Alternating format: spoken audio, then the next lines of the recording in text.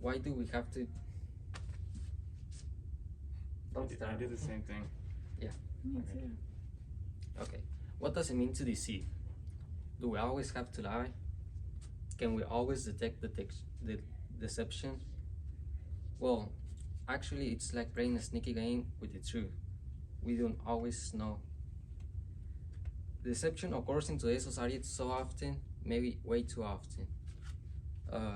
We can see it in today's society in everywhere, maybe in social media, uh, well, like social media and conversations with our friends and even strangers.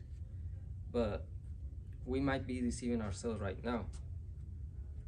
But I'm going to demonstrate why not we're not be deceiving with y'all. First of all, we're gonna talk about the IDT. It's a theory of the interpersonal deception theory. We're also gonna talk about the sender attempting to deceive. Why does it have to deceive and why does it do it? Does it have a goal? And the receiver, does he always detect the deceivement, or does he doesn't really notice when the person in front of him is actually telling him the truth? According to a source called Anything is Better Than Lies and Deceive from Leo Tolstoy and Anna Karenina, published on the 9th of July of 2018, 60% of the people lie at least once in a 10-minute conversation. And according to a study published in the Journal of Basic and Applied Social Physiology, people do this because they want to be likable and viewed as competent. They want to feel accepted by their friends. This means that during a brief conversation, someone is trying to tell a lie or two, and you won't probably notice. The IDT was introduced by David Buller and Judy Bergen. First, in 1996, they wanted to know why this happens and how the people react. And they made a series of experiments, social experiments, and they tried to explain the process and outcomes of deception and interpersonal conversation. It also focuses on intentional strategic communication as well as the involuntary behaviors by interacting senders and receivers in conversation, as well as the involuntary behavior arises from the effectiveness, reactions, and cognitions. But this is always has something interfering that doesn't give us a exact effect. Maybe we're having a conversation with our friends and we notice that he's deceiving, but we actually don't. We try to justify this deceivement with a purpose that he might have a goodwill, but it's totally different when it happens to a stranger. You're knowing him, so you don't really know if it's like him, and you try to go to worst way. I mean, yeah. So first of all, the receiver and the sender. Okay. Interdeceptional theory mostly talks about the sender being able to deceive the receiver. The sender tries to deceive the receiver in many ways, having strategic and intentional control over the conversation. But this can also have consequences and impact from the deception. The sender first sends an initial message known as a deceptive message. The message then is transferred to the receiver. The receiver will then interpret and judge the message related to him or her. The actions and behaviors shown will define if the sender was successful. We can ask ourselves, why senders try to deceive the receiver, or what is the point of this? The sender will always have a strong motive, and that is their goal. In this goal, it can be anything, such as protecting themselves, gaining personal advantage, avoiding punishment, or maintaining relationships. It is part of life for everyone, especially when having relationships. The sense of trust is always there, and sometimes people can take advantage of that, turning the relationship into a skepticism and questionable thing. James Hearn talks and explains the forms of deceptive communication and how it comes in 3 ways. The types of communication are falsification, concealment, and equivocation. Falsification is basically when the sender creates only lies and is a fictional story to the receiver. The other type of deception is concealment. Concealment is when the sender excludes certain things when being asked. The final type of communication is equivocation, and this is when the sender avoids a certain type of material and changes the subject. Reed Leverton, an attorney mediator from El Paso, shared how the sender's conduct can be effective. What needs to be shown from the sender is a lack of clarity, an incomplete conversation, the appearance of being honest, and also having the balance of being irrelevant and distancing the receiver from the conversation.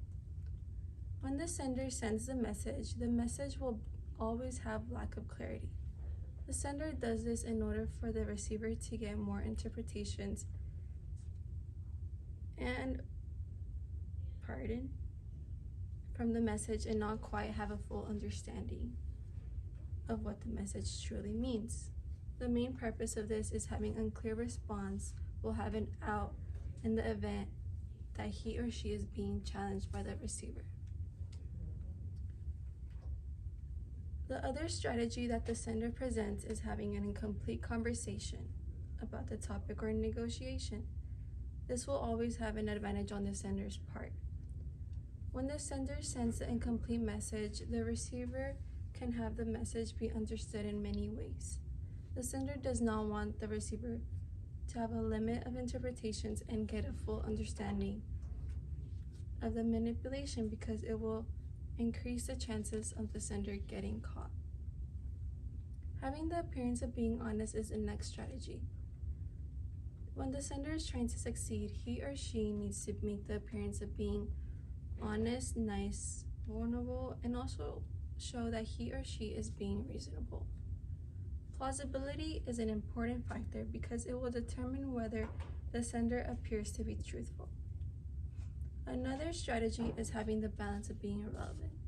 Irrelevance is an important key in deceiving someone because it can be hard to provide information and make it seem fully believable. The last strategy is distancing the receiver from the conversation. When trying to deceive the receiver, it will be best to mention the topic and transition into another topic. That way, the receiver will not have a feeling he or she is being lied to. Without these strategies, the receiver will most likely notice that he or she is being manipulated, causing many consequences. The main consequence is that the trust is broken and the receiver will not associate with the sender. But if the sender fully succeeds in manipulating the receiver, it is because of the strategies and motivation that was present in the conversation. In IDT, the role of the receiver is to decipher the meaning of the message being conveyed by the sender and whether or not the sender is speaking genuinely. During an interpersonal interaction, the receiver must simultaneously formulate their own responses to the conversation while also interpreting verbal and nonverbal details within the sender's message in order to effectively determine whether the sender is being deceitful. The interpersonal deception theory describes an interpersonal interaction as a turn-based exchange in which each person is trying to both put forth the persona as well as decode the others. It describes the exchange as a conflict with two sides, both with roles and motives. Because of this, the role of the receiver can be thought of as being in contrast to the sender, counteracting or opposing any actions done by the sender in order to hide the true intention of their message. However, some factors make this more difficult, such as truth bias. Truth bias proposes that humans have a predisposition to believe what has been said without proper verification. For instance, during a conversation with a coworker, in most cases, we don't fact-check everything they say, such as the weather or the outcome of the most recent sports game. We simply take their word for it. This behavior is referred to as truth bias and is instinctual to our everyday communication. While this initially sounds like a flaw in our communication, it may prove beneficial. As PhD psychologist Jack Schafer puts it in his 2013 article titled Truth Bias, this phenomenon allows society and commerce to run efficiently. Without it, people would spend an inordinate amount of time checking information provided by others. But while this is an instinctual behavior, receivers can still be doubtful of any information provided to them, which is what researchers call suspicion. When suspicion begins to develop within the receiver, they may begin to leak this feeling, but rarely does this leakage lead to a direct confrontation. Leakage is defined as the unintended showing of the common negative feelings in the deceiver during an interaction, such as anxiety about being caught or nervousness in protecting their public image. The concept of leakage plays a role in both ends and may disrupt the flow of the conversation.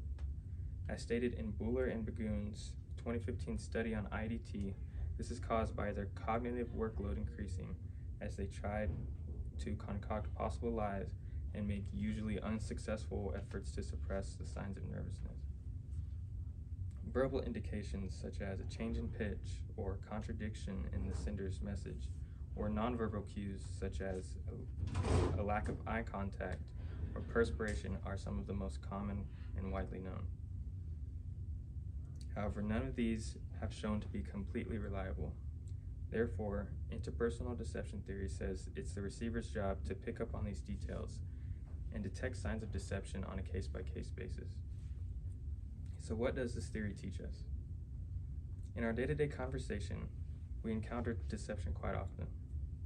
Because of this, the interpersonal deception theory was established, providing explanations for the voluntary and involuntary behaviors during interaction where deception occurs. It calls into question the success rate of the sender to deceive, as well as the accuracy of the receiver to detect it. Because of this theory, the ins and outs of deception in our day-to-day interpersonal interactions are fully revealed, allowing us to better understand ourselves and each other. Aspects of interpersonal deception theories, such as leakage and bias, cause these interactions to become foggy and conflicted. However, the theory holds true, as these aspects are false of the people. So when we ask, what is deception? Interpersonal deception theory is how we answer that question.